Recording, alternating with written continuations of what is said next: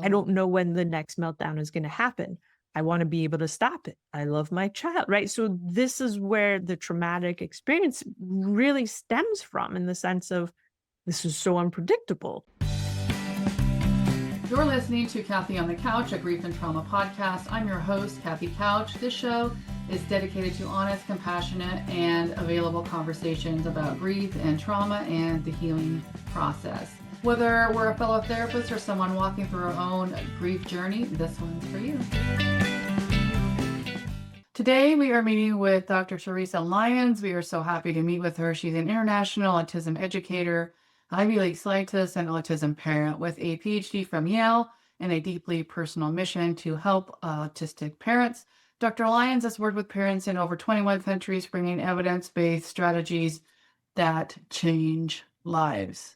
This one is profound. We hope you enjoy.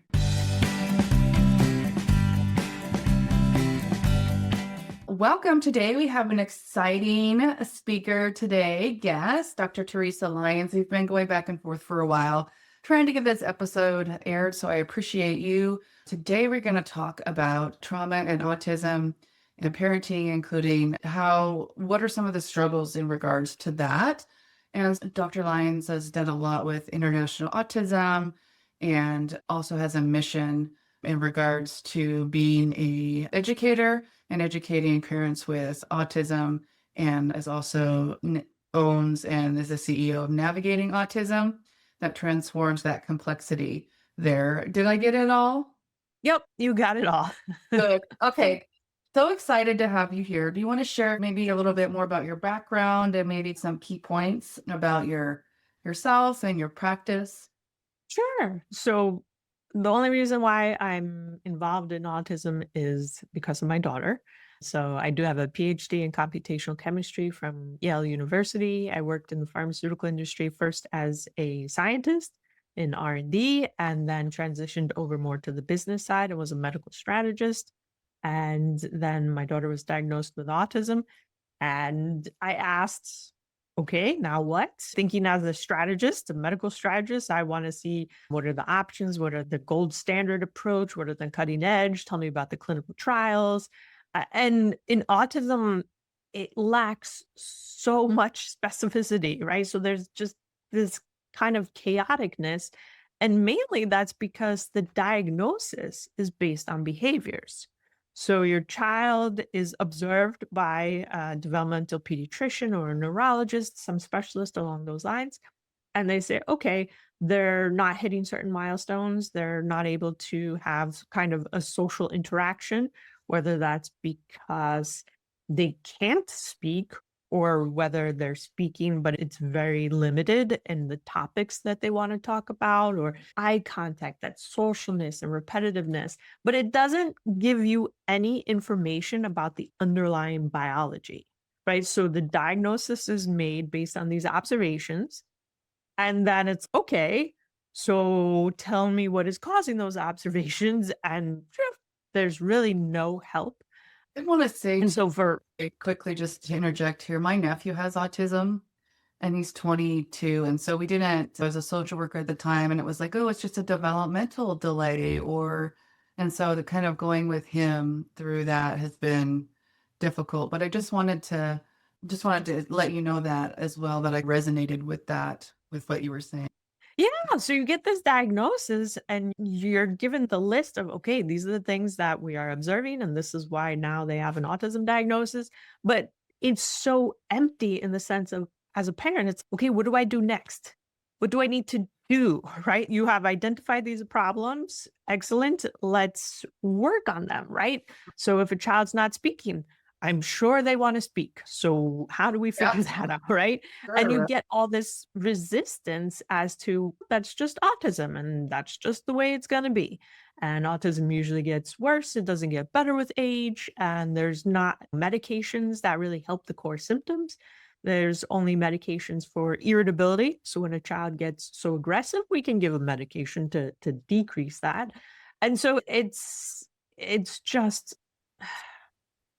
it's so frustrating. So as a medical strategist with my background, I was just like, that is not acceptable. I need to understand what autism is. So I went into that whole journey of getting into PubMed Mm. and reading the scientific literature and pretty much understanding autism from the perspective of a medical strategist. I wasn't in mom role there. I was more in scientist role where Yeah. I needed to understand what is the biology, there's chemistry going on. And so you can find some, and it's just, I find that everyone is looking for one thing to explain all of autism. And I Right. think a real disservice because autism can look so differently that it's important as scientists and as clinicians that you're not trying to have one single thing that explains everyone's autism. So I think that's really where the field is. It would be great, but I think that really holds the field back from understanding a lot of the underlying biology and chemistry. And there's now starting to be more publications and clinical trials on different aspects of, let's say, autoimmunity involved, heavy metals, toxins, things along those lines. But they're more in terms of increase in risk factors. Right. So when the scientists discuss this as an increased risk factor for autism, for any one of those autoimmune and different toxins, and things along those lines, it's not too controversial. The controversy comes when people try to say, okay, that causes autism. Then people are like, this person has autism and that's not relevant to that person. So Heard it so many times. Yeah. yeah. So it's really important with autism to think specifically about, okay, my child, I've got to focus on what is important. What's the chemistry? What is relevant for my child? Because it's not going to be the same for someone else. So it's based on neurobiology, right? So it's not, we want to know, like, this is the cause, right? Yeah. Yeah. Because as a parent, if you know what the cause is, then you can work on that. And Yeah. that's what loving parents do, right? We see our children, we see they're struggling in certain aspects. We also see that if someone struggles, that means they want it, right? But they keep coming up against certain barriers, whether that's communication or being repetitive and restrictiveness in that sense. But we see that our kids want to succeed in whatever that they're trying. So that's, I feel, or at least that's definitely my motivation, where it's like, I need to figure this out because my daughter wants to do XYZ and something is Yeah. limiting her. So I think parents are right to say, okay, why is this a struggle? What is the barrier? It's just important to know that will be different for each child. It's not going to be one universal answer. So what did you find in your case? Can you walk us through your case with your child and how that looked? Yeah. How did that go with understanding kind of, is it a male or female? So I have a daughter. I don't go into the specifics with her, so maybe you can edit that out a little bit. I could talk about it in general. That age. Yeah. Yeah, with autism, many times parents want to start with health. So, in starting there, you want to start building a team. So, you need a healthcare team. I wish there was only going to be one doctor, but it's not going to happen. Well, So, you really want to think about healthcare in the terms of a team. So, first for the diagnosis, you really want to get an autism specialist. You want someone who is really okay. autism is their main focus, right? Because the diagnosis is based on observation. So you want that person to have observed as much as possible so they have as much clinical experience as possible. So a developmental pediatrician or a pediatric neurologist, those are the specialists that have the training to be able to distinguish autism between there's a lot of overlap between autism and ADHD, right? So you want to definitely have your child in front of an autism specialist so that the diagnosis is made correctly. And then from there, it's really building out, okay, let's do some kind of genetics, chromosomal microarray. That's gold standard. Auto insurance pays for it. So that's really something to start doing, right? So you'll need to add conventional medicine geneticist. And then you might want to do hearing tests. So that's also important to add to the healthcare team. And then when it comes to, all right, let's really understand health, functional medicine is something that is really important because it delves into the whole why. So if a child has constipation, conventional medicine, if you go to your pediatrician and you say, my child's constipated, they might say that's just autism. Really Mhm. unfair to let someone have constipation be a health problem for the rest of their lives, right? So if your doctor says that, oh, that's just autism, definitely find a new doctor. But then their approach might say, okay, let's just give them. So that would be a solution for the short term. And that might be something that is absolutely needed, right? So if your child's behavior has started changing for the negative because they're so constipated, definitely step in with something that will help resolve the problem in the moment. However, if you stop that laxative, giving that, the constipation more than likely will come back because the laxative wasn't the cause of the constipation. So functional medicine is really what looks at what is the cause for the constipation, right? So is it a gut infection? Is it diet related, not getting enough fiber? Is it something simple as they're not getting enough hydration? So functional medicine really looks at the why, and there's different tests to do. And it's always great to have someone on the team who's asking the question, why? Why? So that's really the general approach that parents want to take when getting the autism diagnosis and then right in the beginning. So, being a kind of a Yale-trained scientist and then also a parent and then also a therapist, how did those kind of identities lead you to EMDR specifically? So EMDR, oh, okay. I do YouTube lives every month, and one of the parents had just asked, "Hey, can you look into the most recent research and tell us what you're excited most about?" And I was like, "Of course, of course." Oh, We love that, so don't there, we? yes, yes. So there was research. It was a small clinical trial. It was 7 parents, so 5 moms and 2 dads. And the publication was showing that EMDR therapy was done for parents who had adolescents with autism and severe emotional dysregulation. Okay. And these parents, these 7 parents, experienced trauma from their child's aggressive or self harming behavior. And they were then set to do EMDR. So they did, it was less than 10 sessions, an hour to 90 minutes of each session. And after just a relatively short amount of time, all the parents' PTSD symptoms dropped below clinical levels. And most reported less stress. And the really amazing thing was no therapy, no intervention was done to the children. This was Oh, just on the wow. parents. Oh, wow. And they were able to measure that some of the children's behavior actually improved based upon the parents being more regulated.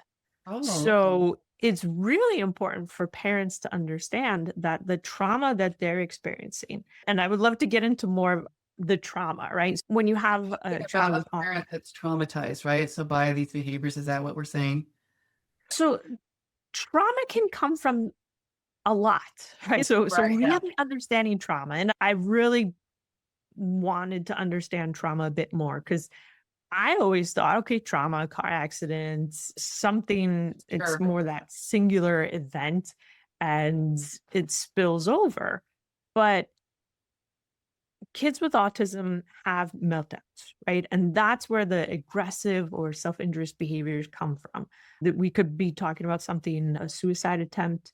We could be talking about a child banging their head against the wall, biting themselves, maybe attacking the parents. So that is all traumatic. And that's what a lot of people think about when they hear trauma and parenting a child with autism. And anyone who has autism, I want you to understand that is only a small part of the trauma that the parents experience. And Right. the trauma that the parent has experienced is, yes, this, let's say this autistic meltdown, where you're watching your child lose control, do things you know they don't want to do, because many times they are remorseful afterwards and they communicate in a variety of different ways. And then as a parent, you say, okay, what can I do to help my child in these kinds of situations? And Yeah. you might feel shame. Wow, I'm a terrible parent because other parents aren't dealing with this. I somehow caused this, right? So you now have trauma of who can I talk to about this? Who can help me understand? You might go to a doctor and maybe the doctor says, that's just autism. You're going to have to learn how to live with it, right? That's traumatic. And it's also untrue, right? So doubly bad advice. But there's so much related to a parent seeking out help and support when it's not there, or when you feel like you shouldn't have to ask for something. Like that's really where a lot of the trauma comes from. It's not necessarily that singular traumatic event of the meltdown with your child. And I think it's also just being an aunt of someone with this autism. He's more also has, I think it's called, somebody referred to it as a level two. So he also has the delays and all of those. So there's some additional complications, but we have neurodivergence in our family. So we have two kids with ADHD and then one child that's presenting the meltdown way. So I remember he was sitting in his high chair and he had a taco and it broke and he just had a meltdown. Oh, and so I don't think he's fully has the full traits, but now I can see what you're saying with these ideas of when we're soothed and we can say, baby, it's okay. Come here. And I think for him, it's hugging. So I was doing the verbal validation, it's okay. And that really wasn't really what he needed. And so he likes the hugs and the touch. So it's also strategy, right? But strategy, but then put yourself in the role of the parent in the sense of, or even as the aunt, do you know when that's going to happen again? That was You my don't. son. Yeah, that was my son. That was your, so that's where that trauma can come from as well. Like, I Oh, don't know when the next meltdown is going to happen. I want to be able to stop it. I love my child, right? So this is where the traumatic experience really stems from, in the sense of, this is so unpredictable. So now yeah. I have to watch everything. And then maybe you start to notice different triggers. And then you start to avoid different things. And then you start to self-isolate, right? So this is all what the trauma experience is about. And it's really important for parents to know that they're not expected to know how to handle all this, right? So there's research that looked at, all right, if we educate parents on what autism is, does that really have an impact in meltdowns and regulation on their Mhm. child? The answer is no. And the other side of the research was, okay, let's educate parents what autism is, but then let's also teach them the tools they need in these different situations. And that part of the clinical trial saw great improvement in their children, right? Because it's not, handling an autism meltdown is not something that anyone can just do, right? That there's tools, there's way to manage it, there's ways to even process the whole experience yourself, right? So usually what happens is your child has a meltdown and you're so focused on getting them through the meltdown safely, and then they start to recover, and that's when you're like, oh my goodness, okay, now I need to experience all these emotions that I just helped my child through. But many times there's no one there helping us through those emotions. So where do people find support? How do you bridge that gap for parents? I know you said you have a YouTube that live that you do every month. What are where can parents go that can in that community for our listening audience maybe go to deal with that or get the help? Sure. So I will say I have started EMDR therapy based upon that research. Is small clinical trial, but EMDR therapy. When I read that research, I thought, I want to try EMDR. I've definitely, I do not have a clinical PTSD diagnosis, but I saw the benefits in the research of the parent, right? So it was just, all right, I need to make sure that if I need support, I can ask for it. And I can't tell other parents to do the same if I didn't. So I've actually done 8 EMDR sessions so far, and I really enjoy it. I really find it is helping me in many ways just be a lot more grounded so that I can be present for my daughter and I can be more of that. Everybody always wants a parent you could just, I don't know, crawl up into their lap and the safe space is their arms.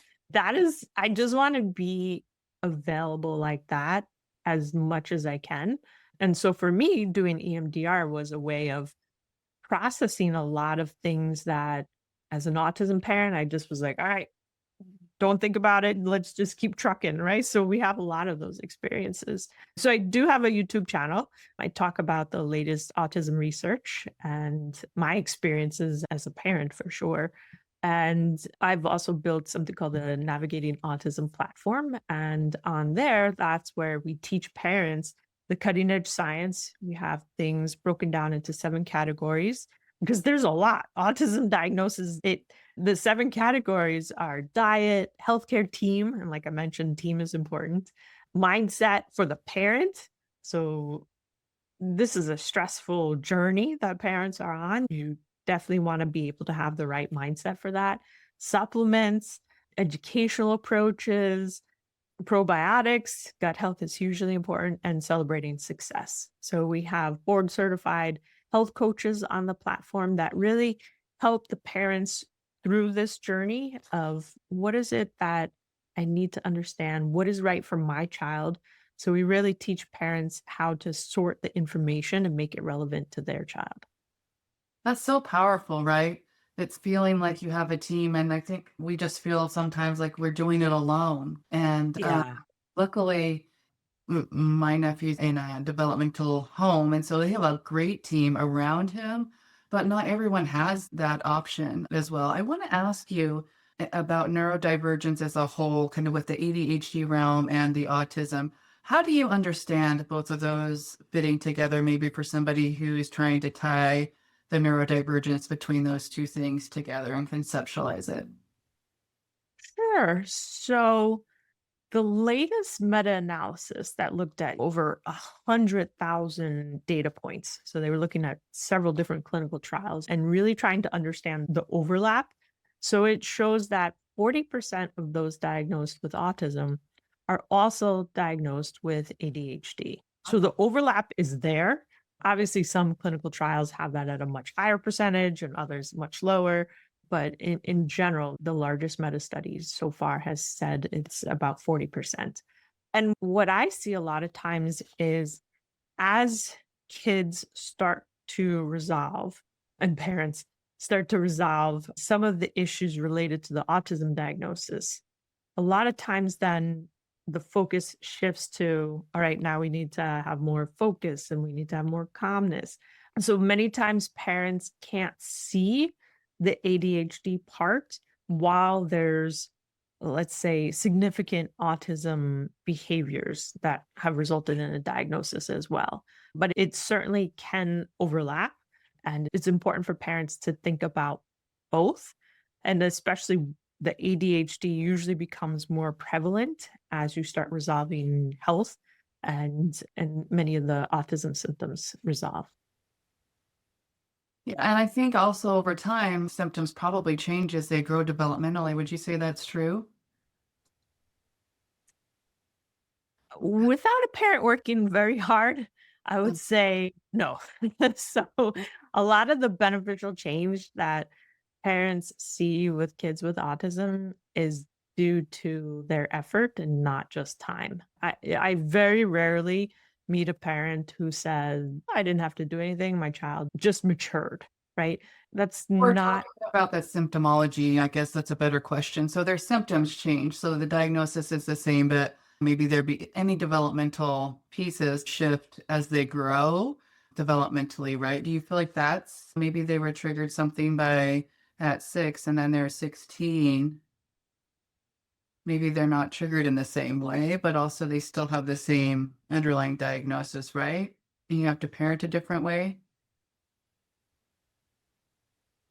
I don't know what I'm trying to ask. I'm just saying as they that's grow, okay. we could change our approach too, right? Because in my case, I still had to, he was struggling with something nonverbal.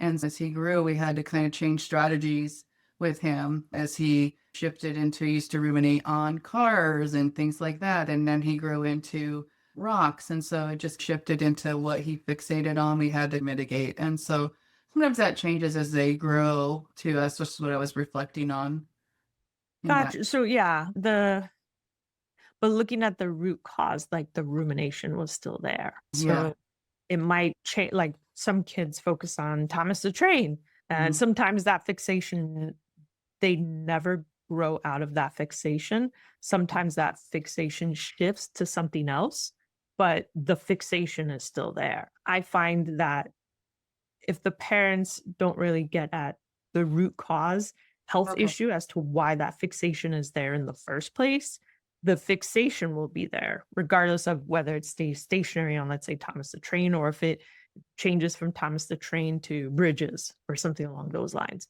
But the important part is always to ask, why is the fixation there? And really look at it through the lens of healthcare. Do you think, I know there's been a lot of people that say, let's cure autism, let's go through and fight the disease. How do you understand that or reply to those proposals? So the research shows, and there's usually once a decade, there's a research study that tries to understand if autism truly is lifelong. And repeatedly, the science shows that autism is not lifelong for everyone. So when my daughter was diagnosed, it was about 10%. So 10% of kids lost autism diagnosis in a few years, meaning they called it then an optimal outcome. So that meant there were no restrictions with speech. The child had the production of speech. They weren't restricted in their conversations. There was no lack of facial expressions, eye contact. There was no rigidity either in speech or in schedules and clothes and routines and things along those lines. So, about 2 years ago, the latest research showed that 37% of kids diagnosed with autism a few years later did not qualify for an autism diagnosis. And since that number has increased so much, 10% to 37%, they now are classifying autism as two different types. So you have non persistent autism and then persistent autism. So the research shows that it's not lifelong for everybody. It's not. So for me, that's the science, right? So that is reality. Autism is not lifelong for everyone. Understanding what the parents are doing is what I've been dedicating Right? my life to the past 11 years or something like that, right? And so each parent does different things depending upon what is it that the child needs. So I don't really think about it as curing autism, right? Because that just it's not. How can you cure something if the diagnosis was based on observation, right? So for me as a scientist, that is in many ways illogical. So, what I teach parents is, how do I understand my child's health and identify anything that might be causing symptoms that are being seen, and then work on really getting optimal health. And optimal health is different than, okay, yeah, I'm healthy, I'm just good. That's really the difference. I think maybe that's probably what I was trying to ask. As they develop and grow, could they shift out of it or could things change? And I guess the answer is yes. Yes, 100%. The The sense of answer is hope. If we yes. look at that as an EMDR, it's, oh, what the sense of hope. And that kind of really helps formulate those pieces. I wanted to ask, what do you think? Are you a clinician providing EMDR or are you just a researcher as well?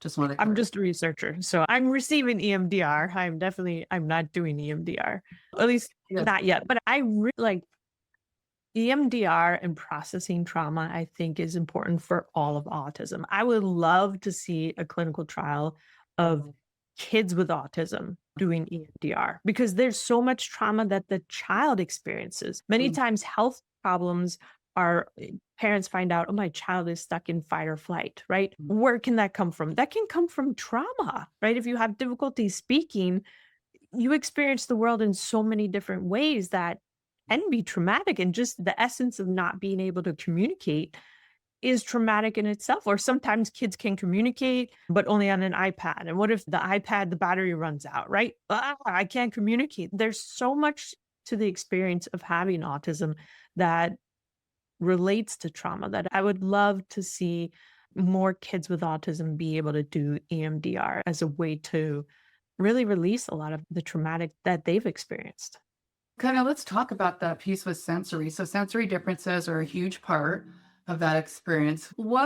How does that show up when EMDR is used with people with autism? How do you think, is it just that parenting experience where you have to assess what might be the best intervention for them? Or how do you think as a therapist we could be aware of those modifications in those cases? Sure. So with EMDR, some kids, especially more level three, so that's someone who has high support needs. Maybe they're not communicating, they're not speaking at all. They might have motor control issues. So for someone who has level three, it might be very difficult for them to use the eyes movement, right? So that's controlling the motor. So it might be more either the tapping or the different vibration or even maybe listening. But there becomes complexity in that because if you have someone with level three autism who communicates, let's say, typing on a keyboard or on a letterboard, the entire process of communicating, what am I feeling? What am I thinking? What are the other thoughts that have come up? It would happen so much more slower.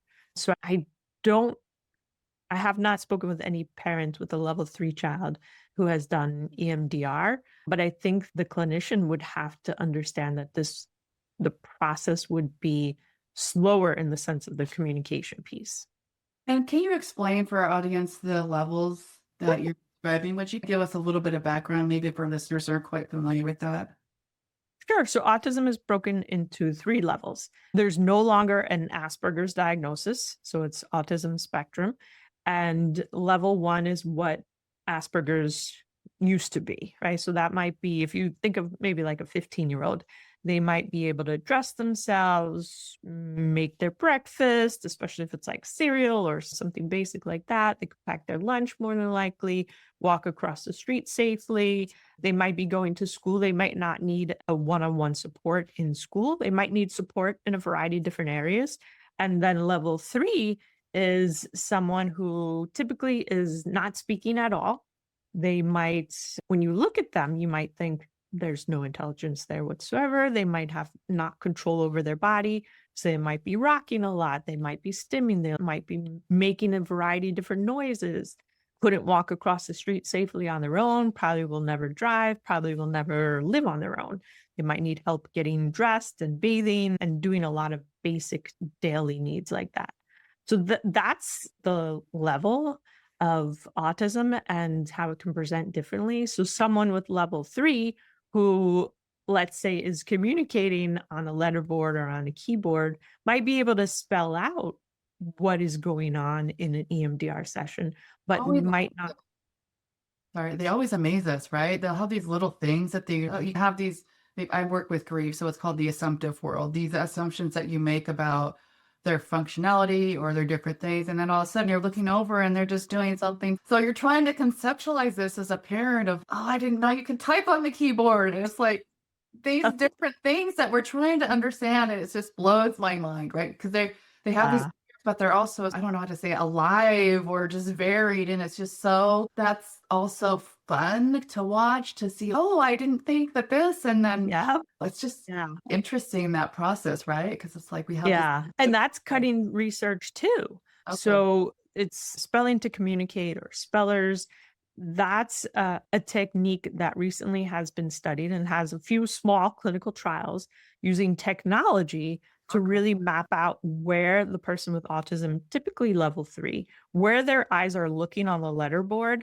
And they're doing that to show authorship and authenticity of the whatever is being spelled by the person spelling, not by the person, let's say, holding the keyboard or doing something like Oh, that. interesting. Yeah, so it's cutting edge research, and that is where now even the option of having EMDR would be open to that person because they're able then to communicate their thoughts and they're not limited to, let's say, buttons on an AAC, which is great if someone has nothing, right? But when someone is able to use the 26 letters and really spell out their thoughts, that would open up something like EMDR therapy to them. Whereas before, since if they didn't have any communication, EMDR wouldn't be a possibility. Yeah, and I think that's the communication part where we're trying to identify their strengths and kind of figure that out here in regards to how And we help them. yeah, and for someone who has level 1, communication might be verbal, so it might be quicker, but a lot of times you would want to really get to know that person, get to know obviously you do that with EMDR anyway, but really get to know because you asked about sensory. So really understand how they feel their body, Mm. because many times people with autism have a different experience of their body, and some don't feel their bodies at all. So understanding what is the sensory experience of this child. The person might have trauma just from different lights or different things that might not even we would think as being traumatic. But so having a good understanding of how that person senses the world, I think would be very beneficial in EMDR. Yeah, I do too. And I think that's what we're trying to get to is their felt sense of the world here. Yeah. And I want to understand where can people learn more about your work at Navigating Autism or how to find you on social media, your website? Sure. Website is navigatingautism.com. And we do spell autism differently. We spell it Awetism. And thank you. And then I've had a YouTube channel for over 11 years now. And if parents really want to start to understand, okay, what is the science about autism? That would definitely be the place to start. So you can really come up to speed with the different research that is done.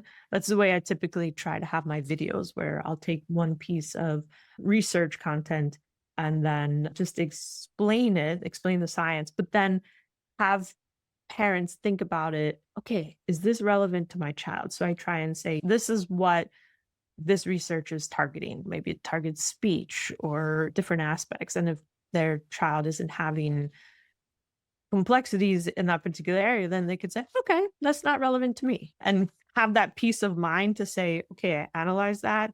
It's not relevant to us. Let's go on to the next thing. And that's really a skill that parents whose children have autism need to be able to decipher what is important for my child. And that's what I try and do on the YouTube channel. And what is that channel? Navigating Autism, or you can search on my name and my name and autism. And And definitely you will find lots of videos. and what are those live chats that they can see on there that you do, those live sessions? I do that. We actually do it twice a month. Once a month is really open call for science. So I usually put up a poll and parents vote on what topic science they want me to dive into. And then the second live stream that we do is we do a scenario. So I have Shoshana, our health coach that's on the Navigating Autism platform. He comes on to the YouTube live and I role play a parent. And how does a parent use coaching and health coaching to help sort out and get more in touch with their intuition? So that's really what we teach on the platform. We're not there to tell parents, this is what you have to do and give our opinions. We really teach parents, how can I sort through everything that is being thrown at me? And how do I know I have a supportive environment and a container to really always go to, that someone is not giving me their opinions? That's so helpful. I think that's so helpful and so needed. I will include all of those research links in the show notes. Thank you again for just being available as a leader and just making awareness and creating this normalcy surrounding autism. I think the work is very important. And just thank you again for coming. It's been so good to be able to have that conversation. This is Dr. Theresa Lyons. You know where to find her. And thank you all again. Kathy on the Couch. You can visit my grief and trauma community for clinicians. I'm also doing a pilot study for EMDR with grief and loss.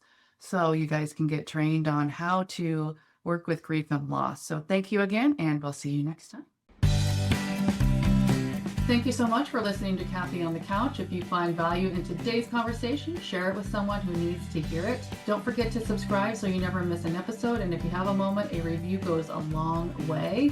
And we'll see you next time.